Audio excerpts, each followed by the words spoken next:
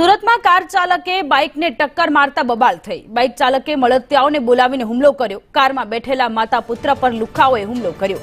વરાછાની ઈશ્વરકૃપા સોસાયટીની આ ઘટના છે। અસામાજિક તત્વોને પોલીસને ખુલ્લો પડકાર। અકસ્માત બાદ લુખ્ખાઓએ કારમાં તોડફોડ કરી। મહિલાને ઈજા થતા મહિલાને સારવાર અર્થે હોસ્પિટલ ખસેડવામાં આવ્યો છે। તો સુરતમાં કાર ચાલક દ્વારા બાઇકને સામાન્ય ટક્કર મારવામાં આવી છે। સામાન્ય ટક્કર લાગી ગઈ હોવાથી આ બબાલ થઈ હતી। બાઇક ચાલકે મળતિયાઓને બોલાવીને હુમલો કર્યો છે અને કારમાં સવાર માતા અને પુત્ર પર લુખ્ખાઓએ હુમલો કર્યો।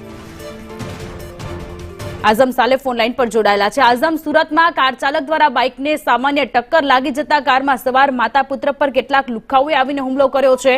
પોલીસની કેવી કામગીરી?